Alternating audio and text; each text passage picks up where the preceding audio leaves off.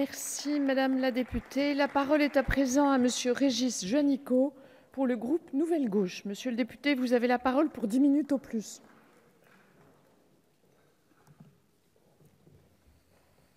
Merci, Madame la Présidente.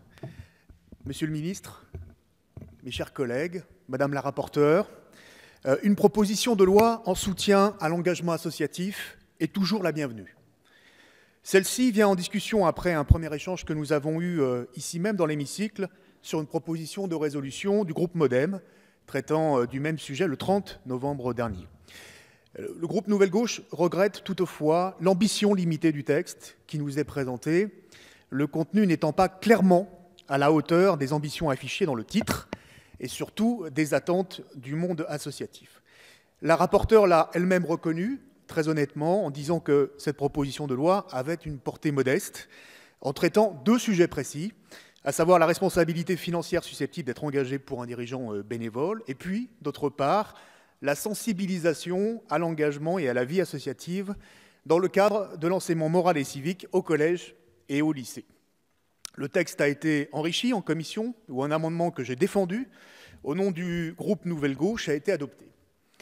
Il prévoit un rapport du gouvernement au 1er janvier 2019 sous l'opportunité d'affecter les dépôts et les avoirs des comptes inactifs des associations au bénéfice du Fonds de développement de la vie associative sur le modèle de la loi Eckert du 13 juin 2014 relative aux comptes bancaires inactifs et aux contrats d'assurance vie en déshérence.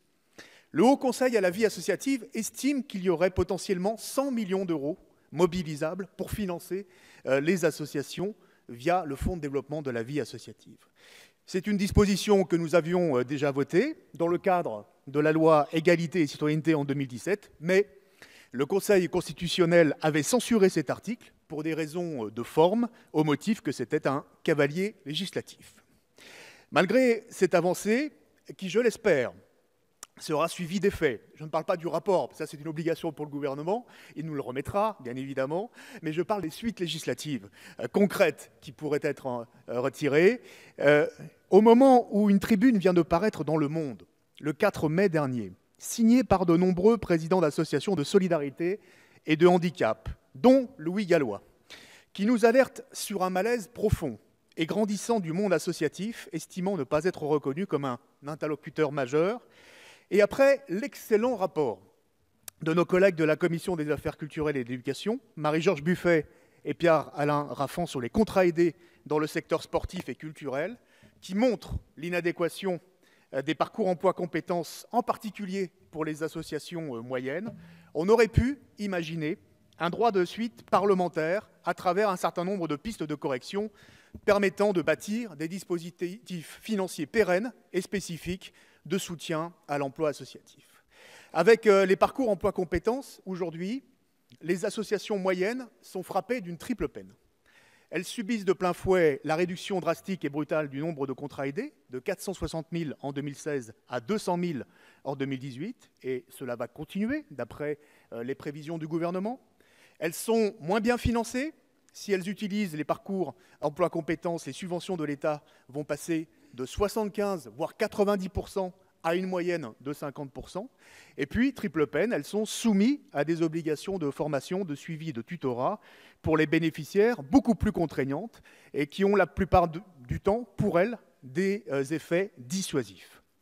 Je souhaite rappeler à nos collègues qu'en février, le bilan qui a été dressé des parcours emploi-compétences est de 932 parcours signés au niveau national, contre plus de 18 000 à la même période en 2017.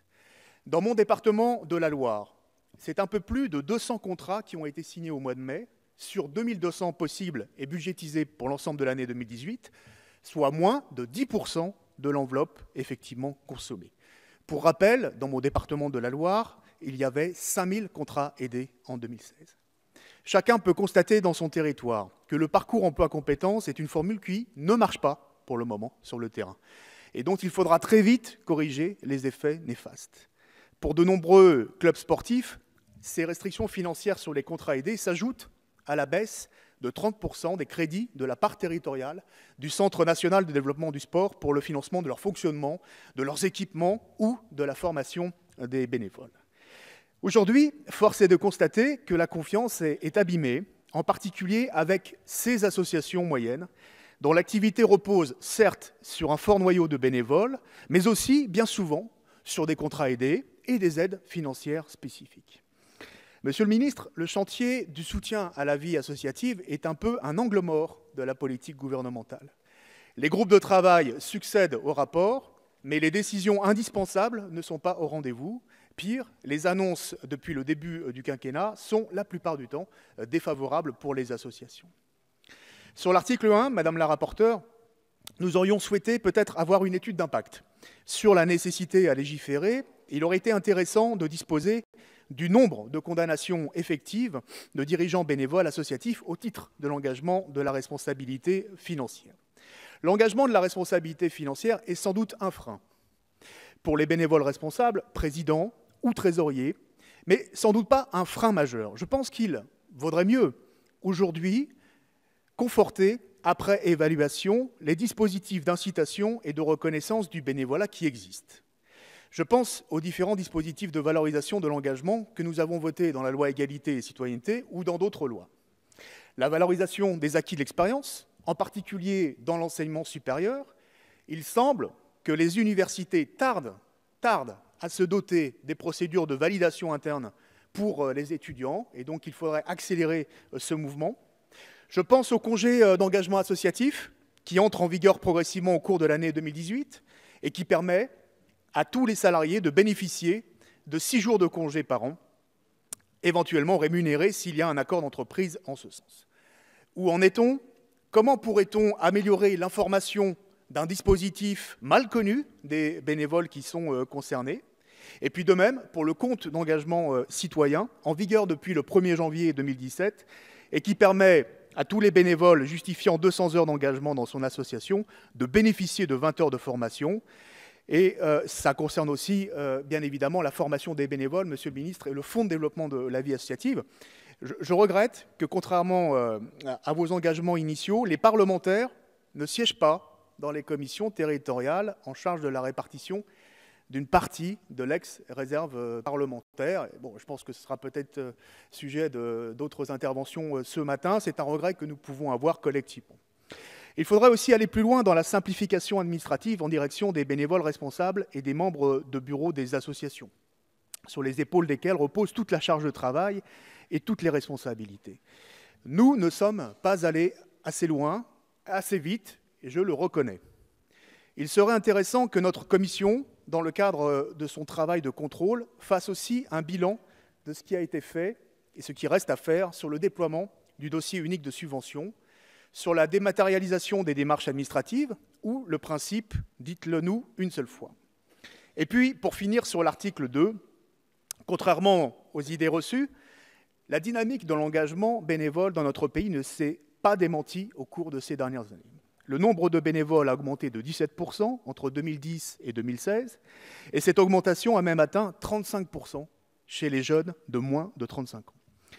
Il s'agit donc d'agir le plus tôt possible, dès l'école primaire, et ne pas attendre le collège ou le lycée, et c'est le sens d'un des amendements qui a été adopté en commission, Madame la rapporteure. Plutôt qu'un service national universel d'1 mois, dont une partie à l'internat, à 16 ans ou à 18 ans, c'est-à-dire très tard, nous sommes favorables au groupe Nouvelle Gauche à un parcours citoyen de l'école à l'université, avec pour étape clé, et pour le plus grand nombre, le service civique. C'est d'ailleurs les recommandations de nos collègues parlementaires de la Commission de la Défense du mois de février. Ce parcours citoyen a commencé à être mis en place, et notamment une circulaire du 22 juin 2016 qui prévoyait, au moment des cérémonies de remise des diplômes nationaux de brevets dans les établissements, la délivrance aux jeunes élèves d'un livret citoyen retraçant leur engagement associatif et civique. Malheureusement, Monsieur le ministre de l'Éducation nationale, vous n'avez pas donné suite à cette circulaire-là à la rentrée 2017, et j'espère que vous pourrez peut-être nous répondre pour savoir si vous le ferez à la prochaine rentrée. C'est très important, ce livret citoyen.